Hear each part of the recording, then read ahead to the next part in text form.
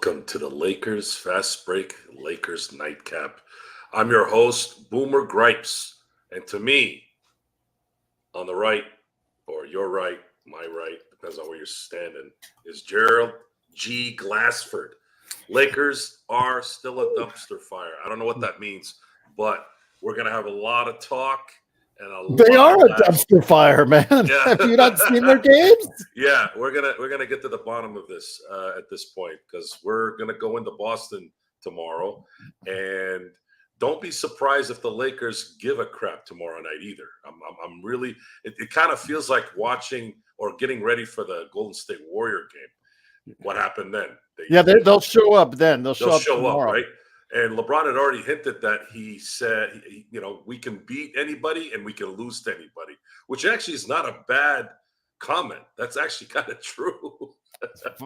Well, they're a 500 team. Yeah. So, yeah, it is. So you win some.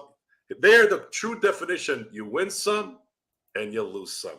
So that should be your title. That should be the title of the show tomorrow. You'll win some, you'll lose some. But right now they're a game below 500, so they got to make up for that loss and go back to 500. Yay! Daniel Barry is saying that Dinwiddie and Thomas is a must. Thomas? I think he means Cam Thomas. They're 20-point scorer. Daniel, why would they? Hey, what's up, Eric? Why would they trade Dinwiddie and Thomas to the Lakers? So if you guys are going to have trade ideas, I need to know what's in it for the team that's trading that talent. The Lakers really only have one first-round pick they can throw out right now, and I don't know who wants Rui, Reeves, or D'Angelo. That's kind of like a toss-up at this point. We don't know what we I don't know. I don't know who wants them. I'm not aware of any Nets internal issues. Are you aware of that, Gerald?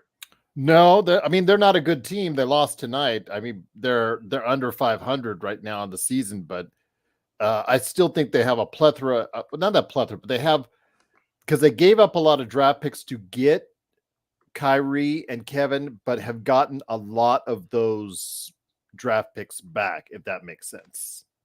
So they're not in a terrible position going forward.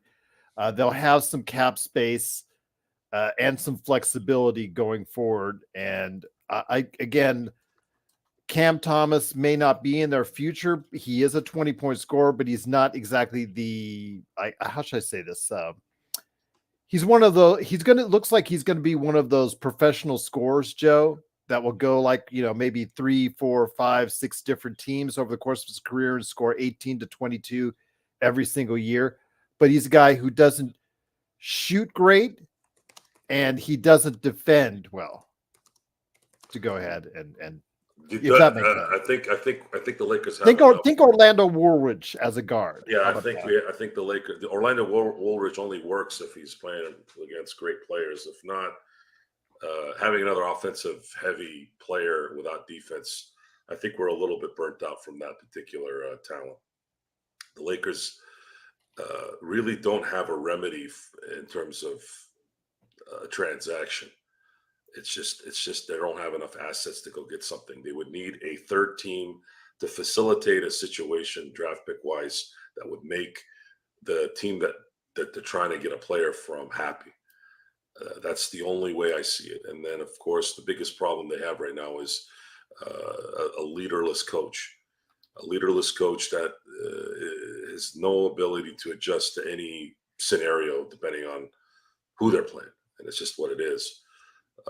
Orlando Woolridge, I had forgotten he had passed away. Do you know what happened? I think it was heart related. I'll look it up, man. But you know what, Darren, I agree. Woolridge was one of my favorites.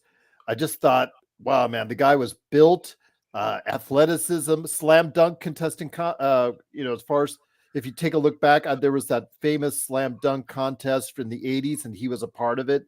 And the guy could score. He had a nice jump shot. Yeah, he just for some reason, he could get you 20, 22. But then when he came on the Lakers, they didn't utilize him, in my opinion, to the fullest ever. And it just didn't quite work out there. From my recollection, I don't think they needed to. They really didn't need him. They didn't need his style of. They didn't need what he could. No, bring. and my dad used to always say all he did was dunk. He's like, oh, Orlando Willage, he just dunks. He doesn't do anything else. Going back to kind of today and tomorrow, the question in my head is what are the Lakers thinking about right now, other than tweeting? Because it seems like we're back to this nonsense of innuendos and hidden messages with their stupid ass freaking Twitters. It only adds to the fact that there's always this hot and cold feeling with certain things on this team. The ones that choose to listen to cold, and then the ones that listen to the hot. Like, the criticism with LeBron James is his passive aggressiveness. It's not just LeBron James. It's anyone that I would converse with. I'm not a fan of passive aggressive type of people because you don't get crap figured out quick. And the last few days here, Gerald, when you're not passive aggressive, decisions are made right away and you implement it and you execute it and you're done. When you're passive aggressive, you keep having things linger and linger and linger and linger, waiting for someone to dissect that code and then do something about it. It's a waste of time. At this point, the Lakers need to make a decision, and that includes LeBron James and obviously management. They need to make a decision very, very quickly here on which direction they want to go. The direction is pointing towards figuring out how to finish the year out and try and get this team in the right path. This year's just does not look like it's going to be that. But they're not. They're going to sit there probably and just hope that this gets ridden, that the ship gets ridden, right? Because they're looking back from last year. They're going, well, we made it, we made a 7th seed last year and we were able to go to the Western Conference Finals. I guarantee you that's what they're thinking right now. They're thinking we're going to weather the storm. We'll get into the playoffs. We'll win the play-in at worst case, and then we'll get in and we'll be a threat. That's what they're thinking right now. Well, again, I just think right now there's still a lot. Whatever team that you get, whatever moves you make, you still have Ham as the coach, and that's something I wanted to go ahead and really talk to you about, Joe. Is Darvin Ham? We hear Fire Ham is trending worldwide. We've heard complaints from all of our panel members in regards to his coaching all week long, all month long, all season long. This goes back even as far as last season. In fact, before even he coached his first official game, there was people wanting him fired.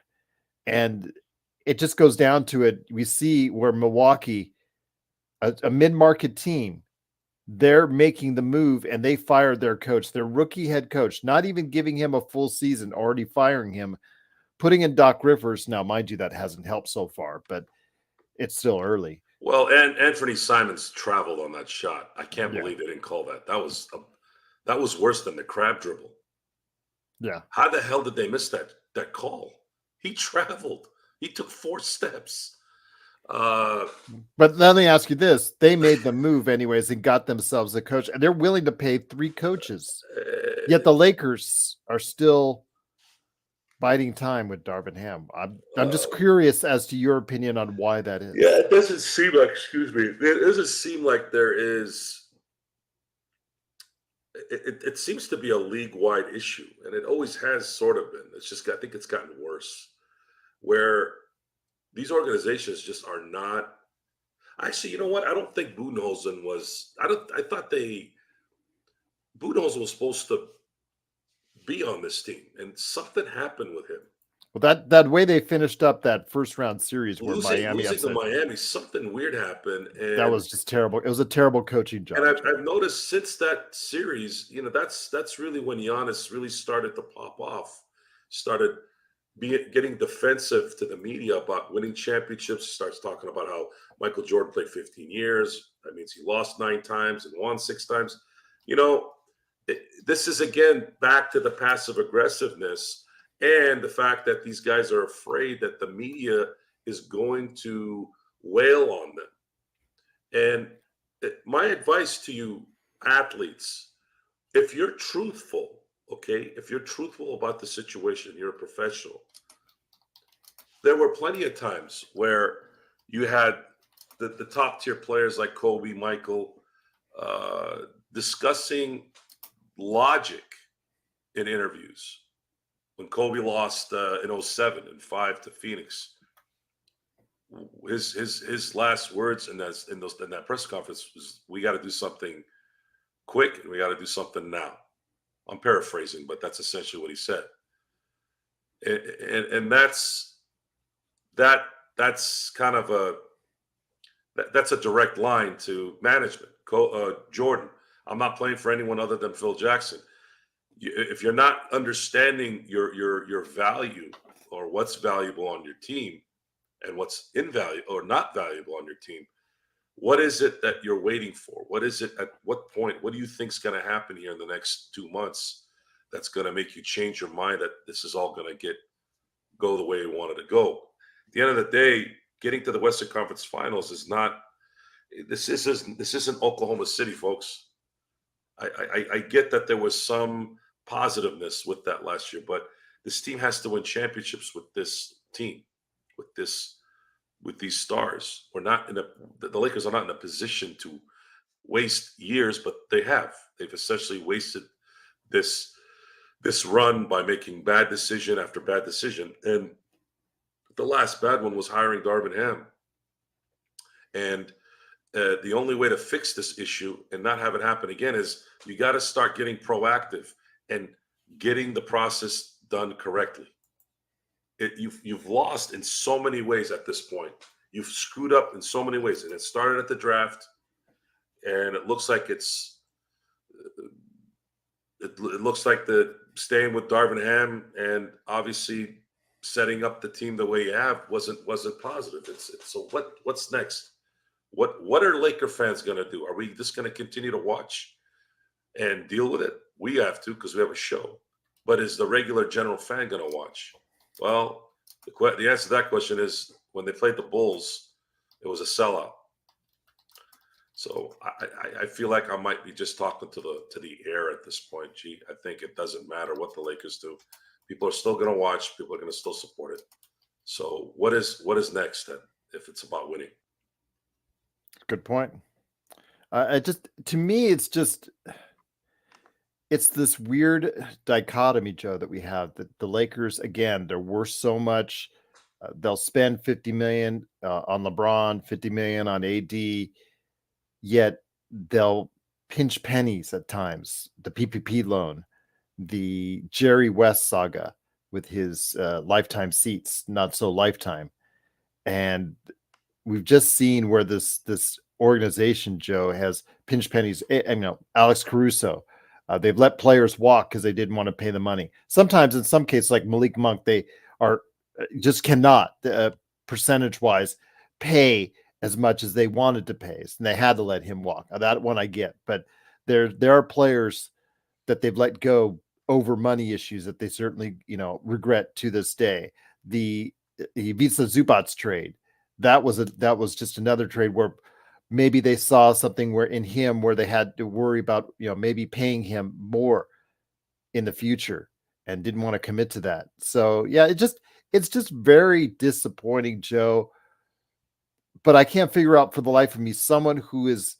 You say you value LeBron. You say you value the time he has left. You say you value all the things that he gives you as a 39-year-old superstar.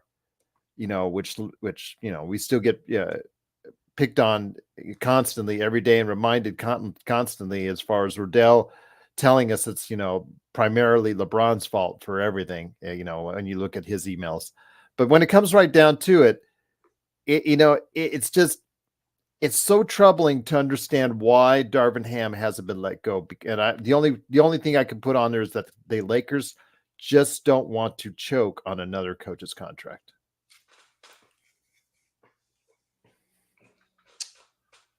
I'll smoke a cigar again until when it's warranted. At this point, there's nothing.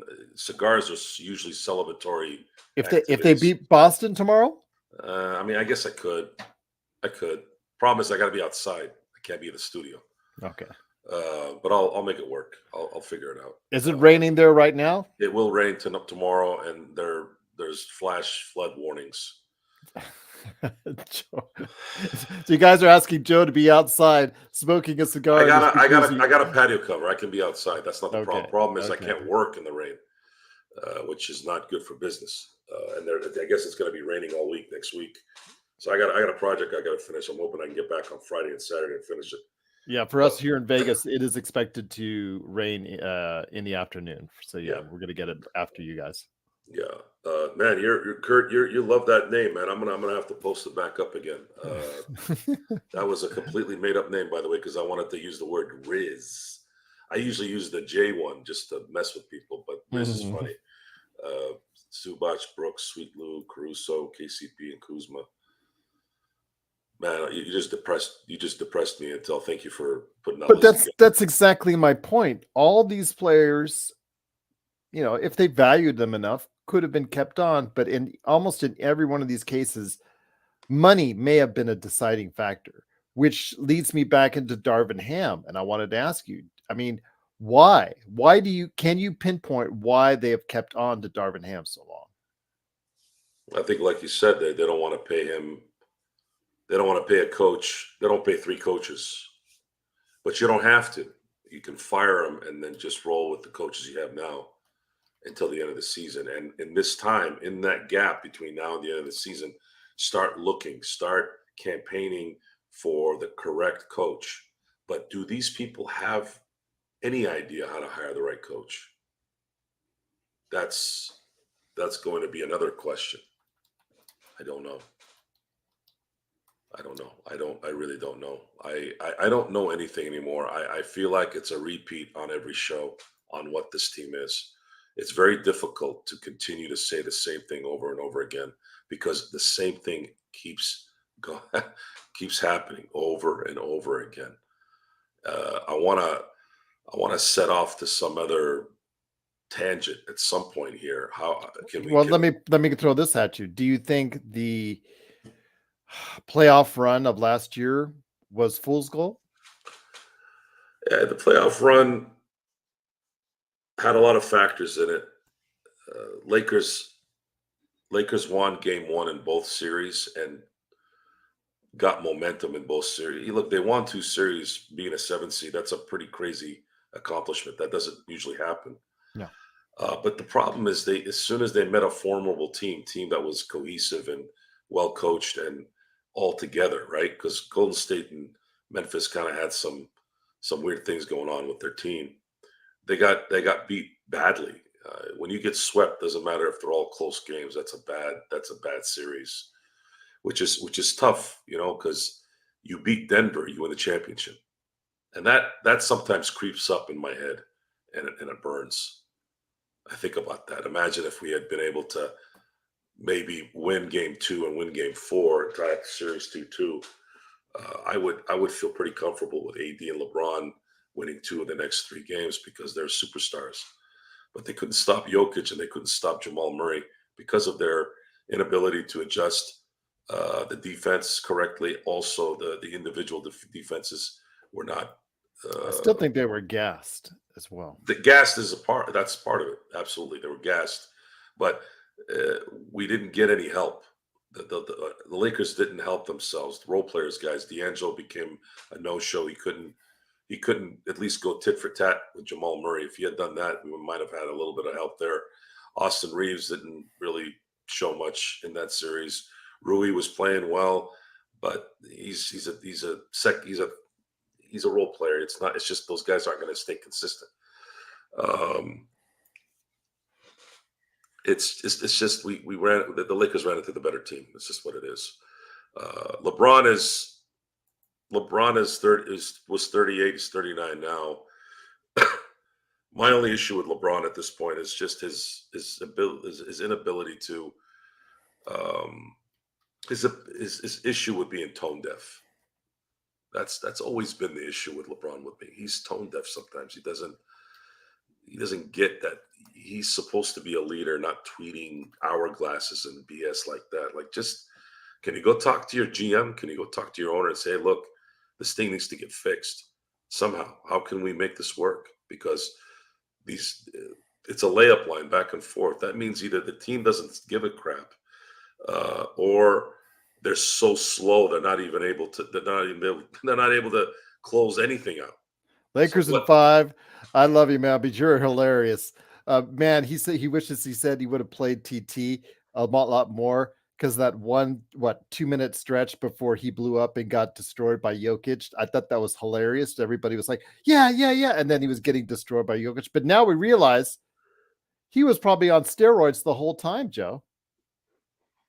He finally got caught for it. he was caught with TRT. Masking agents. I heard TRT. Is that wrong? Am I wrong on that? I heard TRT. Let me find out what it is. I thought it was masking agents for that you do for, but yeah, let me Okay, masking agents would be what? HGC if you're coming off steroids, something like that. Yeah. And I'm trying to understand something here. If there's one sport steroids is useless in, is basketball. Yes, I know steroids is a recovery agent. I know that's really what sets it apart from everything. Recovery. Guys that are bodybuilders use steroids for obviously maximum performance, Here you go. I got it for you. side. But it's the greatest effect that it has is it recovers your body. You're in constant anabolic state, let's say, right? If you're using anabolic steroids, when you're in that position, your recovery is great. You're able to work out longer, and that's the point. Whatever he was using, I don't know. I put it in the chat right there. Growth hormone, ibutamorin, and SARM LGD-4033, which is used by bodybuilders to increase muscle mass, according to the league. Never heard of it. I know what growth hormone is.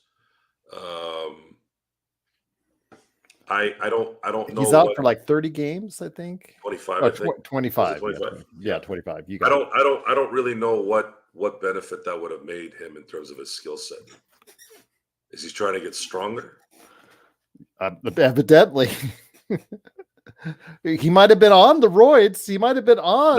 No, Kurt. Frank Thomas promotes Nugenics, which is basically it's is that a hormone supplement or something? Pill like water. It's what it is. Okay. It's Thompson may have been on the roids when he was facing off against pile of crap. It's like that 8-hour, whatever the hell it's called, 8 hours energy BS. I've never used steroids. I got close one time, but you're gonna be like Barry Bonds and say, "Oh, I was just using a cream. It was just, No. I got close. To doing steroids. But what happens to your body is you might break out in acne. You might piss orange blood looking type stuff. Some might not feel any effects. The problem for me was I realized if I did do it, I would reach a look that I wanted, but as soon as I got off it, it would be gone. And then then you get into that mindset. I got to get back on it to get it again. It becomes an addictive. When you cycle off, you really just can't wait until you cycle back on. Correct. Now let's say if I was a professional bodybuilder, you can or a professional wrestler. I remember Lex Luger would talk about his cycle, and he said, "I'm on 3 months, I'm off 3 months." I think he might have even said he's on 3 months. Or it might have been 6 months. I think it was 3-3. I think it was 3-3. Yeah. Actually, you're right. So he's on 3 months. He's off 3 months. He's on 3 months. He's off 3 months. And he was able to maintain his physique, which is probably one of the best in wrestling history. What I couldn't understand is what happened to his strength in those days he was off it. That would have been a question I'd like to ask him. Like, you can ask him now. I mean, but he's in a wheelchair. Look what it's done. But it does help. He seems pretty content of his life. I don't know. Yeah, you're right. I've seen him in interviews now. It seems like he's more at peace with what he's doing. No, Darren, it doesn't help my hairline because I have plugs apparently. It's so So funny though. His best friend, former business partner, Sting, is finally going to have his last match here in the not too distant future, too. That's the irony. Lex Luger is in a wheelchair, and Sting is still. Yes, Dante, I do remember that show. I actually downloaded it from YouTube and put it on my movie catalog. One of those really good HBO special, kind of like it's kind of like the after school special for HBO. And while steroids, some of it is a little embellished in terms of the craziness of it all. Really, the reason why most people really screw up with steroids is they abuse it. They abuse it, and if your body isn't ready for it or able to handle the stress of it, then it goes into a whole different category. I also didn't like the fact that I didn't want my balls to shrink. That was a really scary thing to me. I just like Yes. I can't atrophy. I've talked to a few people that have done steroids. They're like, Joe, no matter what you say, no matter what you do, it's happening. I'm like, Yes. screw that. I'm not doing it then. I've heard that would freak me myself. out. Yes. Yeah, that would freak me out. I can't. I'd rather. I understand. If you want to be a professional bodybuilder and if you want to be a professional wrestler, I know that there's a benefit there in those particular industries. It's just be careful. Be careful. Joe answering the tough questions. Everyone knows those shrink. Yeah, it's a reality, folks. Another thing was gyno. Gyno was another fear. But that one, Sterility, I think sterility too. yeah, but if you've got kids already, or you don't care about having kids, that doesn't really matter, does it? Um, the balls shrinking, the gyno. For those who think The Rock wasn't on juice, all you got to see is The Rock in the I should say the late '90s. He had some pretty bad gyno at that time. He did have he did have pec surgery. He did. He had the fat removed from there. He wore that. He wore that jumpsuit for what 6 months or so to cover it up. Yep. But I mean, come on, guys. One of the main side effects for steroids is gyno. So those things, it's just not worth it. My health is so good. I don't do a lot of Advil and Tylenol type stuff. I usually try to fight through the BS. I've never done drugs other than puff a couple of joints. I drink socially, but I don't drink at home. I drink with you guys. I probably drank more with you guys in the last month than I've drank outside. You was telling me that after the show. I'm serious. I have not drank a lot this last month or so with like going with friends to a bar or anything. Intel, what did you make this man do? What was that? I said, Intel, what did you make this man do last night? Oh, yeah. I took another shot or two, wasn't it? Yes, you did. I took another shot. And it was, it's rum. Rum might as well be drinking soda in a lot of ways. Matter of fact, since you brought it up, I'll take another shot. You said you were starting to feel it when we off the air. Yeah, I always start feeling it at the beginning, and then I start to taper off. My body kind of gets that initial jolt, and then after that, it starts to kind of get used to it. I know I have, Dante. It is not a pleasant sight, but Dante's asking you when you finish, have you seen someone on Roid Rage? I have, personally. It's not fun. I have not. I have not. But my friend Brian Duarte, shout out to Brian if you're watching.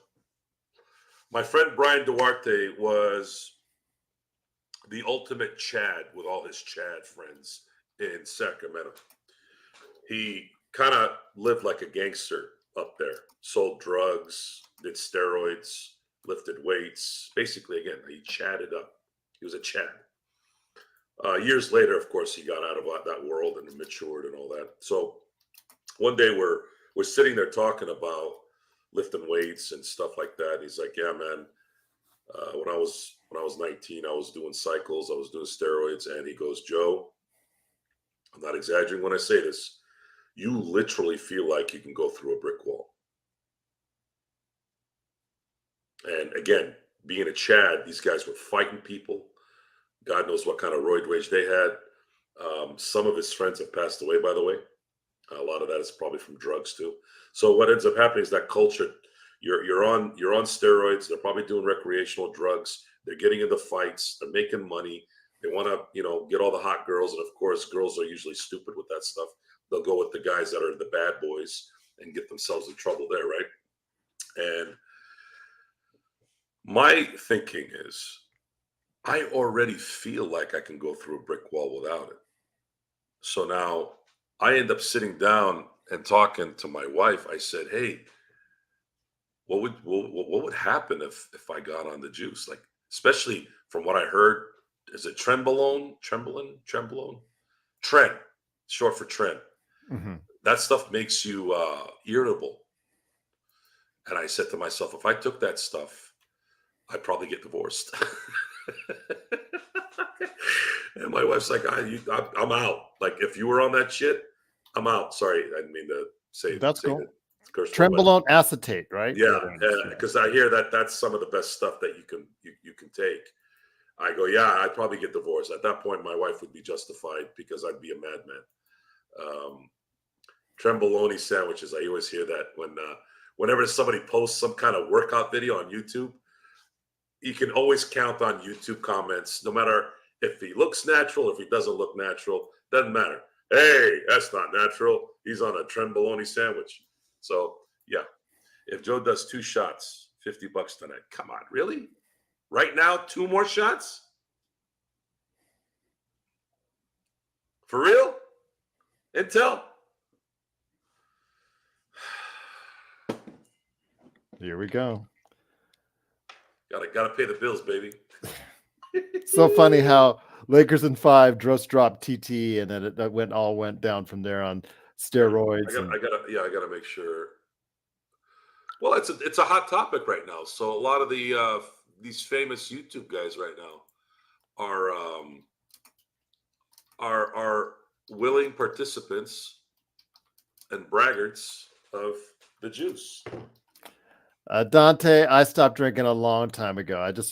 It was just not going to go in a great direction for me. So I just said, you know what? Can't do it. I'm not going to stay with it. But I will drink in honor of you guys as well. Cheers. Water.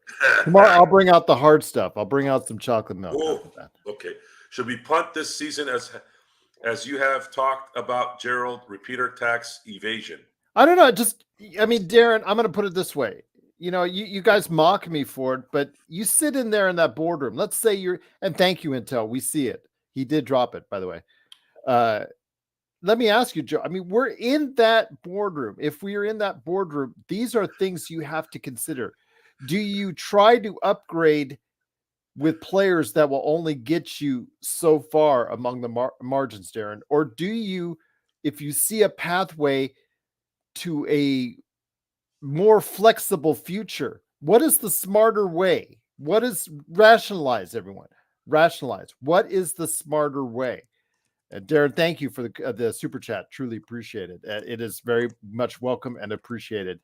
And Intel, absolutely, truly cannot thank you enough. You guys are most kind and truly a great part of what we do here at the Lakers Fast Break. But when I say that, I really thought about it after Bobby Marks talked about it about a little over a week ago. What could happen for the Lakers flexibility wise in the summer and going forward if they play it financially closer to the vest? Now, I know nobody wants that. I know all you guys out there, you want to go ahead and get the Murrays, the Grants, the Levines, what have you, because it's not your money, essentially, because it's theirs. But it just, what the league, Joe talks about it, with the league rules and all that designed to really hamper you if you go over a certain level. It just makes sense that for one season, if you do not think you can field a championship team, you might want to go ahead and prepare yourself for a better future. Short-term losses may equal longer-term gains, Joe. I think the parts are off too. I don't think Rob Pelinka can consistently year in and year out manage this team. I think he's in over his head. He makes one step forward and then two steps back, and then he doesn't really step forward again and goes a step back, and then maybe he might take a half step up. It's too inconsistent. We need some kind of stability in that position. We're talking about a GM who did some good last year during the trade deadline, and the results were pretty promising considering a 7 seed went to the Western Conference Final. But as soon as the season ended, it went back to bad Rob. He butchered the draft, not only in the first round, but he also screwed up in the second round, which is usually their forte. And then he did sign everyone, and we did give him credit for that. But the problem is he signed the wrong players. And of course, the coach before then was the wrong pick again. And this is it's not going to work. It's not going to work. There's nothing we can do about it anymore. There's nothing else to say anymore. This team needs to get gutted, and you need to bring somebody that knows what they're doing from a player personnel standpoint and how to build a basketball team. You have Bob Myers out there walking around, not having a job, enjoying his life right now, probably getting a little bit of a break. That's the perfect candidate to bring to the Lakers. Someone who knows how to build a championship team. So let's say though that the Lakers get outbid and Bob Myers goes on, attaches himself to another team. Who else, Dante is saying, besides Bob Myers available? And then you might want to look at who are the number 2 guys for some teams that really have set themselves up as well. Like who's under Sam Presti, or who's under, whoever you admire out there as a GM or as an executive. Who are their number 2 guys that you might want to go ahead and utilize because they will follow a successful formula, Joe? In case you can't get Bob Myers, that might be something you want to think about as well. Just throwing it out there. I'm just throwing it out there. Yeah, you want to look at Oklahoma City and what's going on there in terms of secondary type decision makers that will the dream job would be to be a Laker player person or a GM.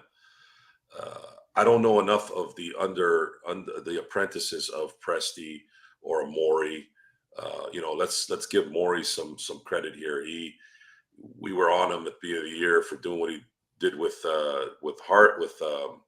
James Harden, but he did hire Nick Nurse, and that might have been executive of the year decision considering where they're going. Now I know that Embiid hurt his knee, but I'm not talking about freakish things like that. I'm talking about the Philadelphia 76ers. If Embiid can get through this little thing, they have a very good chance of making a run here.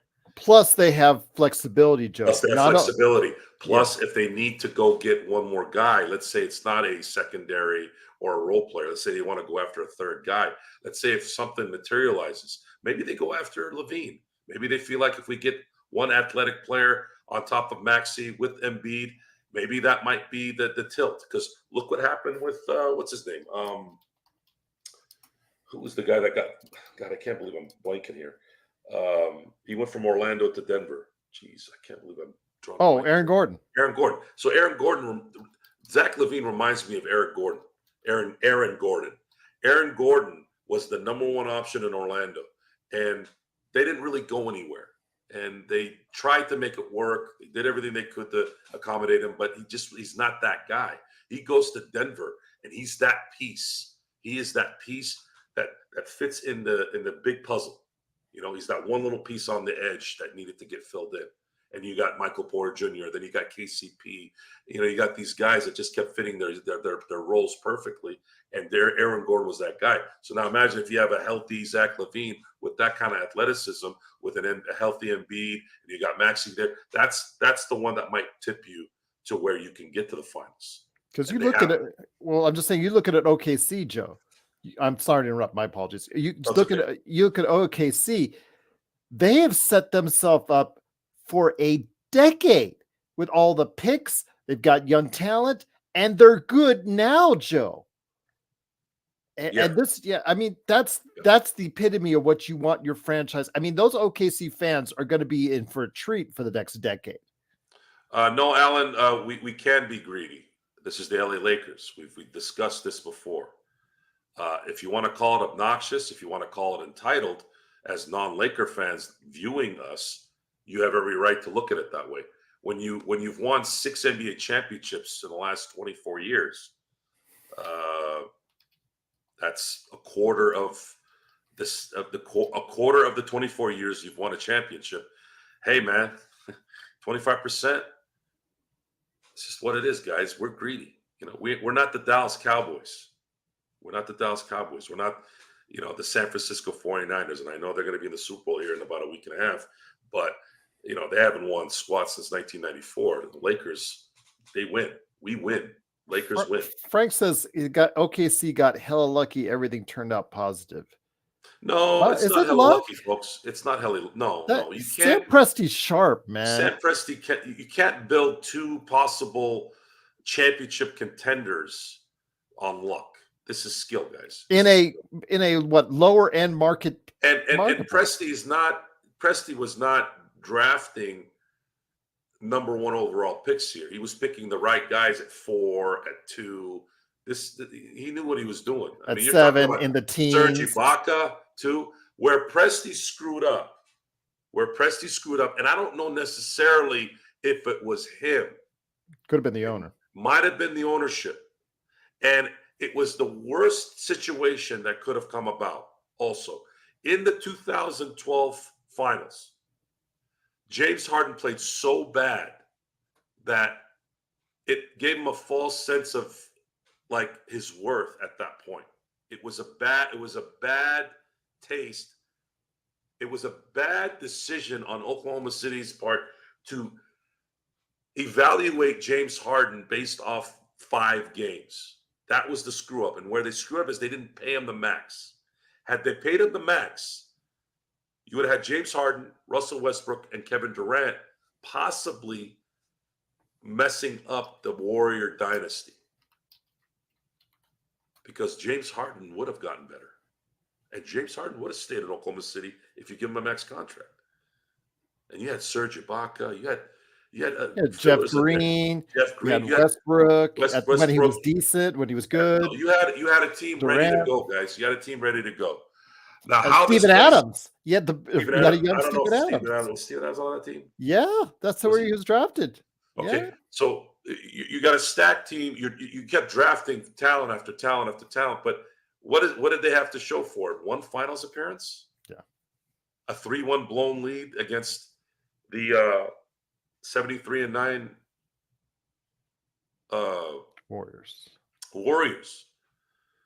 At the end of the day, you have to you have to at least win some championships to solidify your genius. Presti's really good at what he does, and they're a superstar away to getting that. And so if you can't get Bob Myers, we're just only suggesting maybe there or another successful team. You look at whoever is the number 2 guy running that operation. Who in the NBA has, other than Presti, has been able to run their player personnel business really, really well? Who do you guys admire? Can you say the Celtics? You could say the Celtics. You could say the Celtics. You could say Denver. I mean, really, it's all tied to success, right? Yeah. So what do? You're not going to go get Brad Stevens from the Celtics. Do you have somebody? Are the Lakers, being the nepotism junkies that they are they going to go interview the apprentice to Brad Stevens? I don't think that's the case, especially if they're Laker heavy guys. Are they going to go and give Calvin Booth by the way, for those who don't know, Calvin Booth is the GM of the Nuggets. Are you going to go get Calvin Booth or go get someone that's been working with him? do these? I'm stuck. I'm in this confused state of do they even know who works under Calvin Booth? Do they know this information?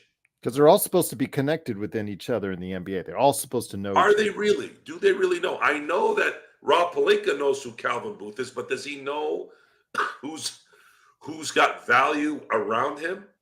And he's not going to go search for his replacement. This has to be a Jeannie decision. She's the owner. Or is she going to talk to Kurt Rambis and his wife? The hell does Linda know about Calvin Booth's inner circle, or Presti's inner circle, or Brad Stevens' inner circle? What does she know? You're asking Rob Pelinka to help this team. How? We need him gone. Therefore, whoever's above him is the one that needs to go look for this. Jeannie's not going to be in gyms and in these GM. Does she go to GM meetings? Does she go talk to these people? Or is she too busy taking pictures on the beach on how she's getting married and all that horse crap? I mean, let's get real here.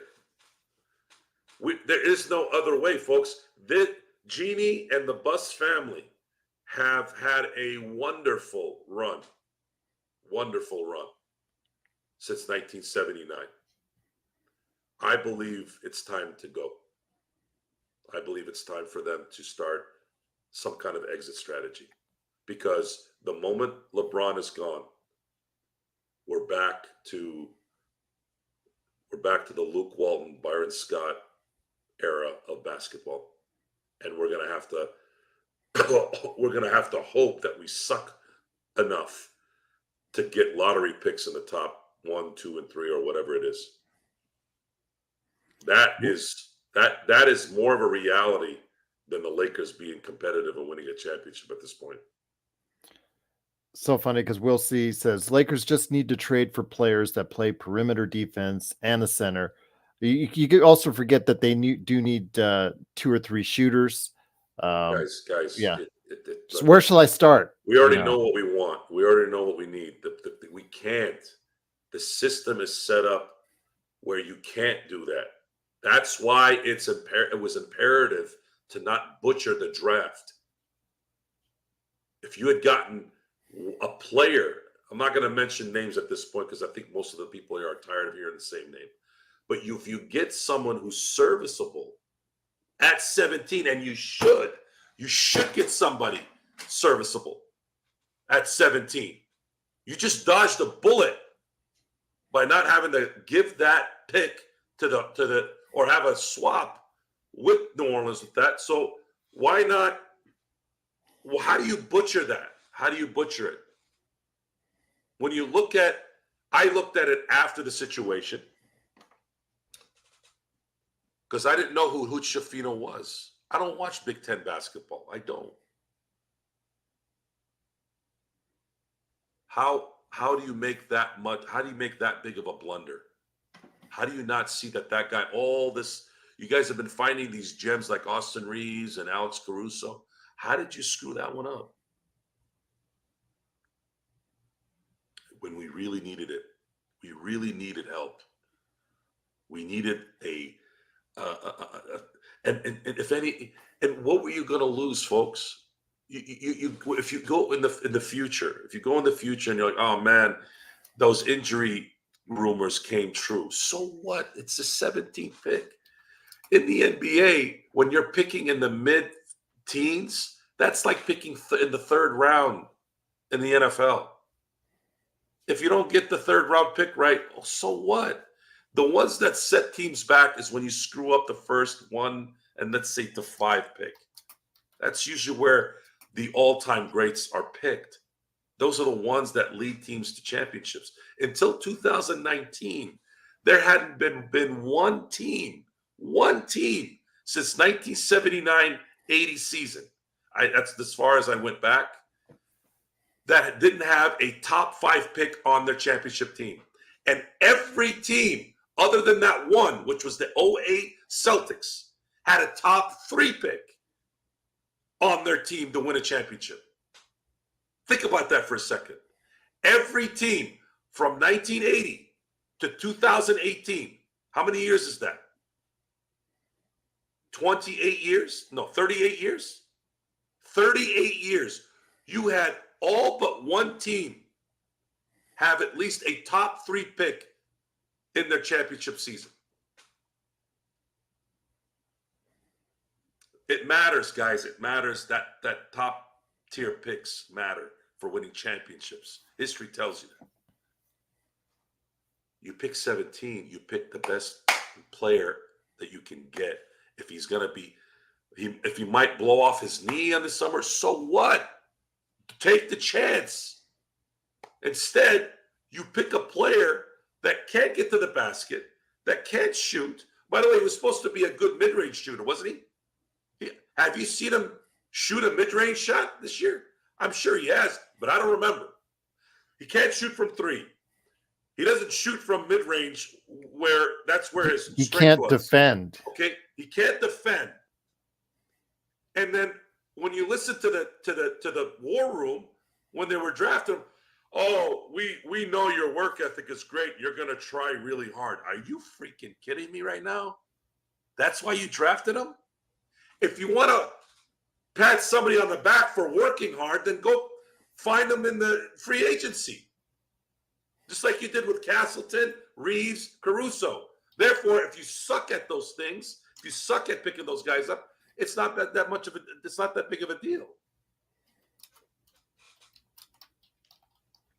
Look, the Kobe Bryant situation, you have to factor in the time too, Darren. You know, when we talk about context and situational eras, this has to be factored into to what's great, what's not, what's good, what's bad. Kobe Bryant in 1996 was the first ever. He was the first perimeter player to come out of high school to the NBA. First. Every other player was a big. Moses Malone, Spencer Hayward, Kevin Garnett. They were all bigs.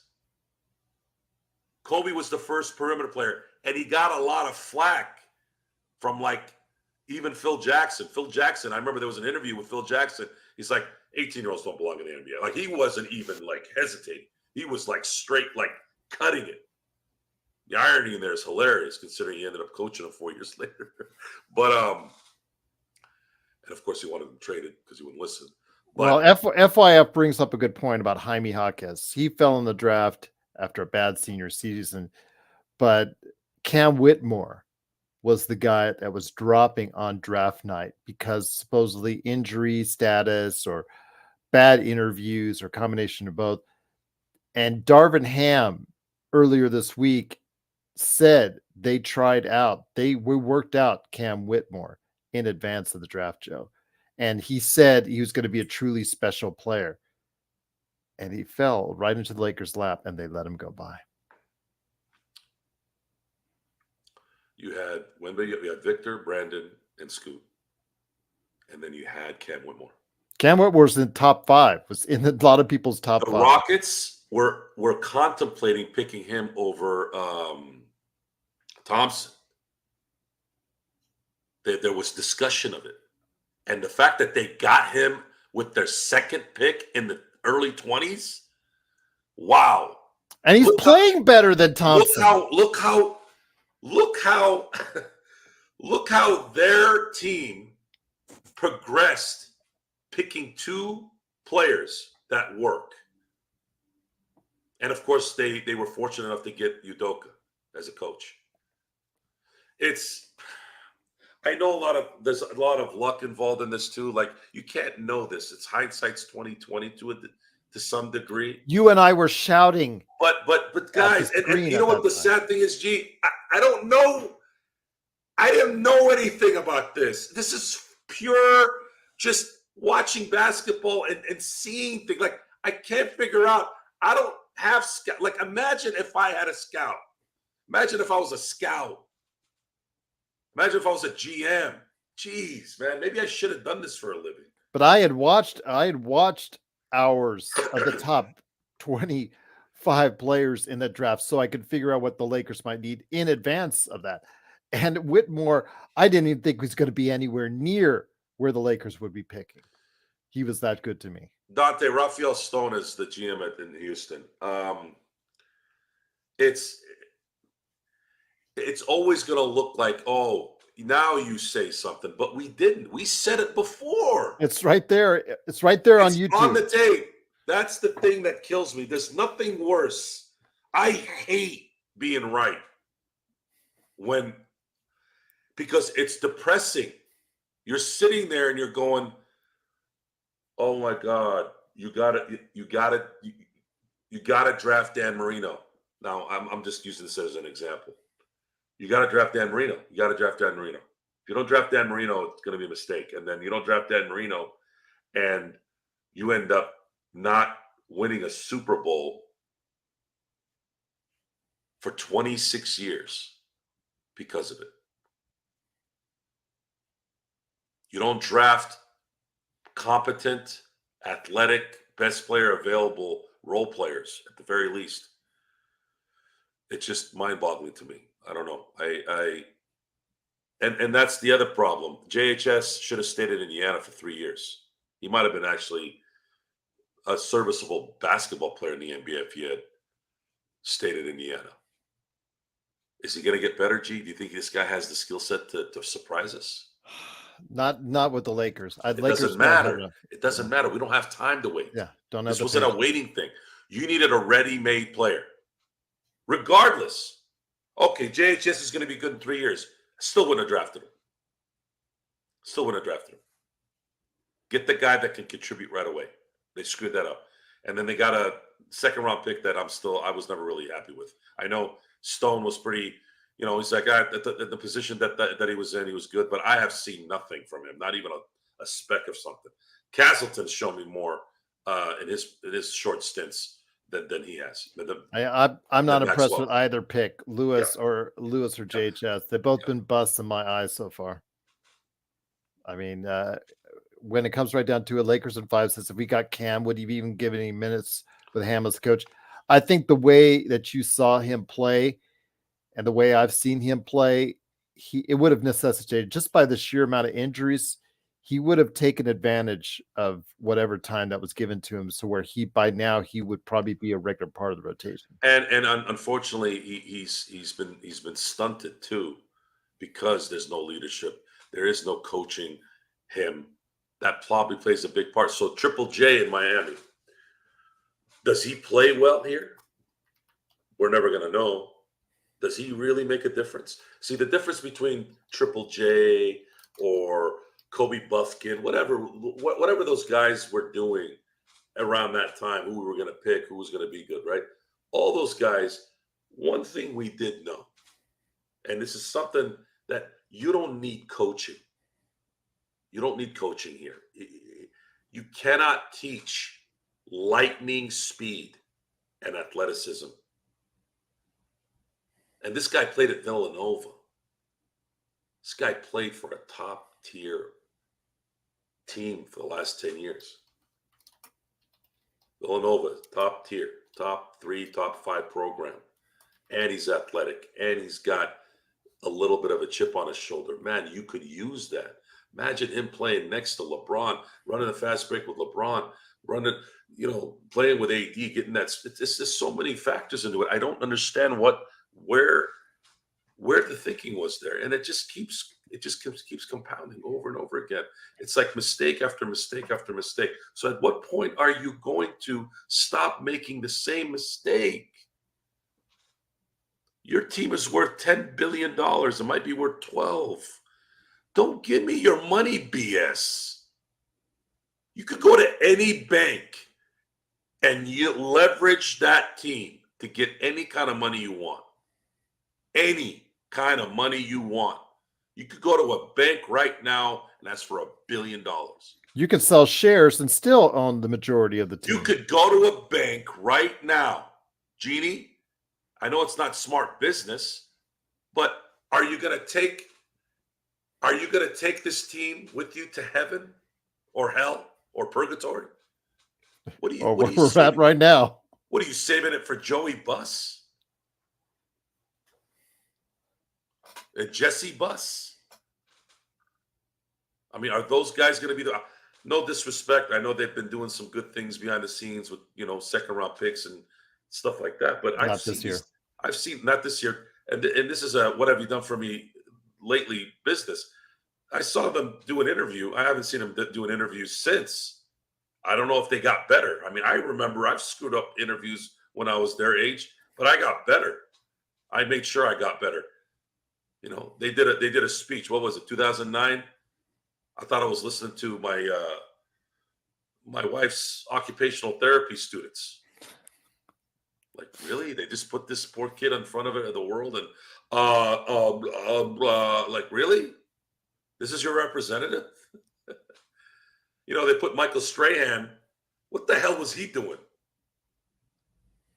It didn't even look like he knew what was going on. Just I don't know. It's just no one prepares, no one practices, no one wants to be good, no one wants to be great. It seems they just want to use excuses, go drink wine, and sleep. Apparently, What if Jay Moore has influence on this I organization? don't think Jay Moore has influence. What if he does gain some influence? What does Jay Moore know? Jay Moore has been spending more time at Jack in the Box than actual gyms here, guys. Come on. Okay. Does anybody remember his sports talk show? Really? He is a fantastic. He filled in for Jim Rome fantastically, so well that he got his own show. He's hilarious. He's good. He's funny. But folks, this isn't a comedy show. This is National Basketball Association. It's the greatest league on the planet. Despite what Greg Popovich says, why does it say world? The numbnuts, it's the greatest, it's the number one league on the planet. You win the championship in the NBA, you're the best in the world. Okay, not Barcelona, not some Euro league in Slovenia, okay, or Brazil or Argentina. But no one is going to say that to Pop, right? Because he's a legend, right? I'll say it to him. Screw it. Some people need to be humbled. A lot of times these guys, they get their ass kissed all day, every day. Even when they suck, they get their ass kissed. No. When you're wrong, folks. Doesn't matter how cute you are. Doesn't matter how much power you have. Doesn't matter how good you are. Popovich hasn't won dick in 10 years. So what has he done? What have you done? What has he done lately? Except lose and lose more and lose more. I'm not impressed. 10 years of losing? What am I supposed to do? Kiss the ring?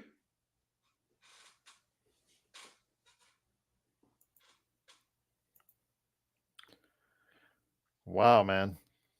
Great show. Well, it's Don't you owe Intel another shot, I think, for him? Yes, I do. Actually, thank you. Yes. I wanted to wait a good 10, 15 minutes. Okay. Because I think the Intel, are you still there? I think he might be asleep. Intel, where the hell did you go, man? Might have passed out. The second time you guys have passed out. Okay, since we're here and we're going to talk about the time, are you guys happy with the 11 o'clock start?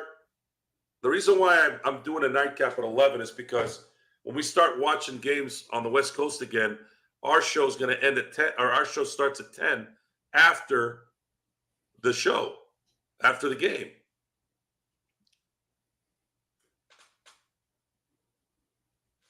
They say yes, but we can make it. I mean, when they're home games, we can make them keep them at 11. But if you want to go like tomorrow, you could do it at 10 o'clock. Here's what we're gonna do, folks. Again, there's gonna be a revolving thing going on with this show. Obviously, the entertainment's gonna stay the same, but the production value is gonna be different. And I'm feeling like a time coordination is gonna be important. I don't want to take away from post game. I think post game is great because you get that initial feeling right out of the game. I really like our post games. Okay? I think they really work. We're going to stick to that. Now, the nightcap is supposed to be kind of like, it's really supposed to be, I can't watch the post game stuff. I can't watch or read what happened after the game because we initially get back into it right out of the game. I can't go do my research that way. When you guys see me with my eyes down, where some of you thought I was sleeping, I'm not doing that. I'm not playing Sudoku on my phone. I'm trying to find information. For me, I'm doing the same thing, or I'm sharing it out to this over 60 Lakers Facebook groups. I'm trying to get so I can get more eyes on the product. So when you see Joe and I doing this while others are talking, that's exactly what we're doing. Right. The information is important to the subject, obviously. So what I'm going to do is when we're playing 7:30 games on the West Coast, I'm going to try to figure out what I'm going to do there at 11 o'clock. Because obviously we'll probably stick that same time slot. But if we're playing 5, 6 o'clock games, 4 o'clock games, I'm probably going to have nightcap probably earlier, maybe 9, 10 o'clock. Like tomorrow. Like tomorrow, I would say, what are we at? What time are they playing at? 5:30? I think it's 4. Oh, sorry, 4:30. Okay. Yeah. So tomorrow we're playing at 4:30. I'm probably going to have nightcap start at 9, and we'll set a schedule here for you all so you guys can figure out what's going on. If you guys are dead set on 10 or 11 o'clock, again, I'm going to have those times. It's just that, when we have earlier games, I think 9 o'clock would be a good number to do a nightcap. Big shout out to Lakers in 5. Appreciate everything that you do. I know you guys over there work really hard, put out a lot of content, and FYF Sports Debates. Over 100,000 subscribers was in the chat tonight, and truly appreciate it. You put out some good stuff as well. So continued success to both you guys, and Daniel Berry Sports Highlights as well. Please subscribe, everyone, to all those great channels. I'm seeing a lot of new faces here. Welcome, by the way. The show is in continuous progression. The dialogue and the information obviously is always going to be interesting, depending on how you like your information. There's a little bit of passion behind what we do. Sometimes loud, sometimes normal, sometimes really loud. But the production is going to get better, and the focus right now is to entertain even more. Maybe some sound bites, Gerald. Maybe some more graphics, things that keep you interested a little bit. We'll let you know how that rolls. But we're very happy with the progression of the show. Thanks to our mainstays, and we're seeing a lot more newbies coming in. And again, we want to thank you for checking us out, and we're hoping that we can keep you entertained here for the few minutes that you've seen us, and I'm pretty sure we will. Gerald, Alan, yes, I agree. We'll do our very best to bring you the best product we can, the best opinions that we can. I don't know how much longer we're going to be able to avoid this, Joe. So, because Alan mentioned it in the chat right there. I was just gonna message you if we should. Yeah. You want to break the ice? We need to be honest with you. Okay, go ahead. Sean has decided to take some time off. I don't know how much time, but it looks like it might be for a while after what happened that other night. So. Okay, so Gerald, being the nice person he is, and the optimist and the positive, the reality is it's very unlikely Sean will be back. Again, he's going to be gone for at least a long time. But yeah, you're right. He may not be back. It's uncomfortable silence. Yes, tell me about it. And look. I'm trying to put a happy stance on this as much as we can. I don't believe that this show is hard to do, but it is. It can be consuming. And there's a level of professionalism that always has to be improved every show, every week, every month. And I'm not saying that Sean is not professional. Sean was a great storyteller, which is one of the big stars for podcasts. He obviously knew everything about everything, which makes things a hell of a lot easier to to kind of springboard off of. But the focus has to be about the show. It has to be about the execution of what you guys want to watch and making this relevant. And you're here to escape for a minute. You're here to maybe hear your conscious, right? We've been told that we're the voices in your head sometimes out loud. That you guys don't want to be the people that are screaming and yelling and telling the world what you're thinking in your head. That's what we've been told, and that's great. That's what we want to do. So now, for us to be a bigger entity in this genre, this basketball world, Laker world, we can't have distractions. We can't have irrelevant distractions. We have to be professionals.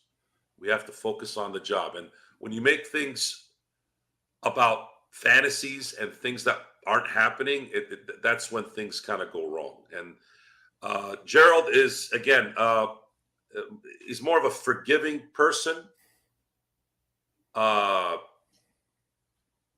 Gerald is worked in retail, and I have to. There's no. I would be in jail right now if I worked in retail. Okay. I didn't work just in retail. I worked several other different occupations. Look, you worked in retail. It's anybody who survives retail, as long as you worked in retail, has the patience of a god. So I would have killed somebody in retail, and I'd be in jail right now. If I worked in food industry, which half my friends worked in the food industry, I would have probably been in prison if I worked there. So again, know your limitations. I am more cutthroat. At some point, if it reaches the end, it's over. It's done. That's it. There's no more talking. I'm still going to be your friend. This goes for family members, friends. I still consider Sean a friend. I still would talk to him on the phone. But in terms of the show, you got to be a professional. You got to come into this thing and focus on the job. And when we have to deal with things beyond that, it tends to take the focus away from the constant progression on what we're trying to put here. That's it. And he's been out in front as far as what has gone in his life. And, it's just, as you've seen on the show, it's gotten to him. It's gotten to him at various points. And, the other night it blew up, but then blew up pretty hard. And he just decided it's not to be for now. And we said we wished him all the best, and hopefully we can still be friends, and hopefully one day that maybe we can sit down and talk and hash this out. But we want the best for him. That's the first and most important thing, is we want the very best for him, for everything he's contributed to us. We are indebted to him forever, but for best for him and his mental health and his physical well-being going forward. That's what we want most for him. Yes. And that's that. So for those of you who were wondering, if you're watching this live now or later on our Apple podcast or YouTube or Facebook, if you guys have any questions, again, you can email us if you want to know anything. LakersFastBreak@yahoo.com. Yes. Now, as far as so I'm very happy with what we have right now. Gerald and I are Gerald's the captain in the plane. I'm the co-pilot at this point. And then we have the stewardesses, like Tom, Jamie Sweet.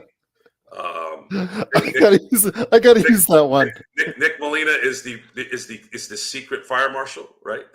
Yes. Joe smokes cigars. Yes. Yeah. Yes, I do, Doctor. I do smoke a cigar. It's not a habitual thing.